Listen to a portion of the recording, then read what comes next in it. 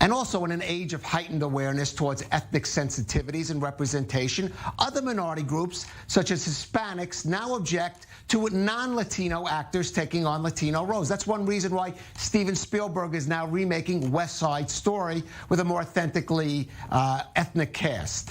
But what about casting non-Jews as explicitly Jewish characters, as was recently done, for example, with the actors playing the real-life Supreme Court Justice Ruth Bader Ginsburg, or the fictional Marvelous Mrs. Maisel on TV?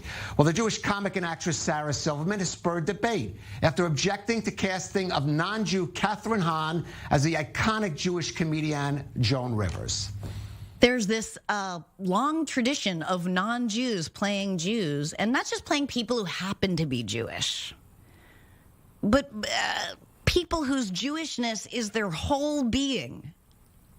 One could argue, for instance, that a Gentile playing Joan Rivers correctly would be doing what is actually called Jewface.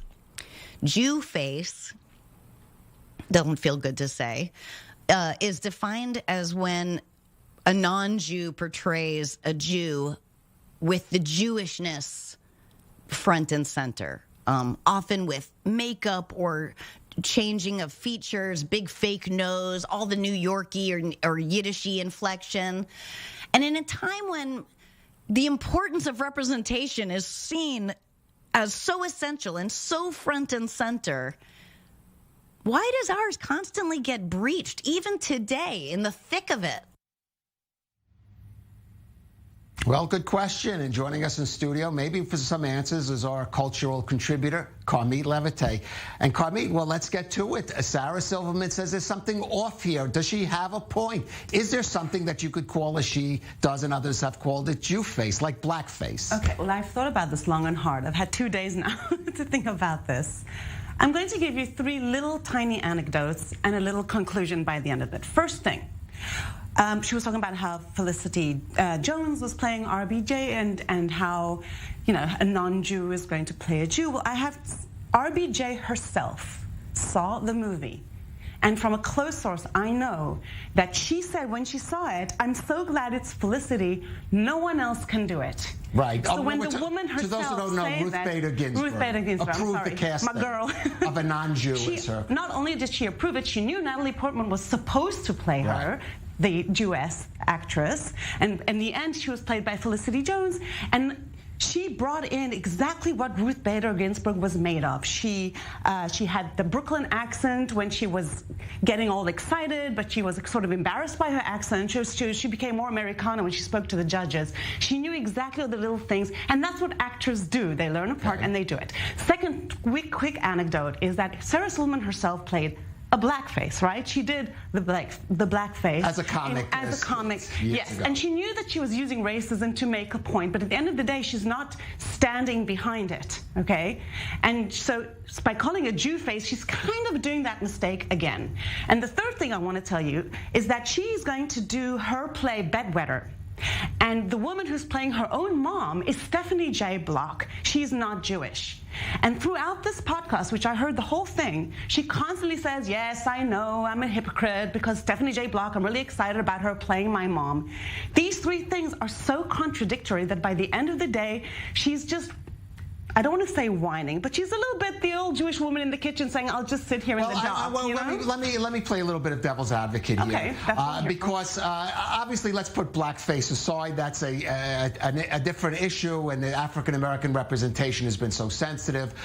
Certainly, you're not going to do that in terms of having a white actor play it. But let's take the Hispanic actors, because we do have cases. I'll name one famous one, the George Chikaris, who won the Oscar for a magnificent performance as Bernardo in West Side Story, was not Hispanic. He was, you can say the he was Greek, but Hispanic actors say no, we need Latino actors playing these characters. So why can't Jews have a case when maybe it's not Ruth Bader Ginsburg, who actually kind of in her youth looked a little like Felicity Jones, but someone like Joan Rivers, who was so, the Jewishness was part of a course, should be played by a Jewish actor. Sarah Silverman herself said she's really excited about the fact that Catherine Hahn is going to play her.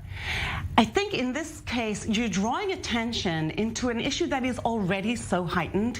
Why do that? Jews are playing other characters as well. Right. If you're going to say only Jews can play a specific character, there's a big problem here. And who is Jewish? Suddenly you discover Catherine Hahn was a grandmother who was hiding her Judaism in World War II, and suddenly you discover she's Jewish. Does that make it kosher? Right. I just an example. Scarlett Johansson, who almost never plays Jewish characters, has a Jewish mother. I mean, she is, as we say, according to Jewish law, she considers herself Jewish. Yes. Exactly, and Tony Shalhoub, should he not play Abe Wiseman in Fantastic? And Rachel Brosnahan, she's fantastic. I had to look up if she's Jewish or not. The fact is that Jews play other characters as well. I'm talking about, you know, Tom Cruise playing The Last Samurai. There's something to talk about here. You're taking a whole other, when it comes to like not believing that he can be Japanese, that's something else. But we are embedded in the white society, shall we say. There's not something that makes us totally different from the other. And when you do point that difference, that creates anti-Semitism in a way. Right. There was a kind of a reverse discrimination. I want to ask this because I know you're also an actress.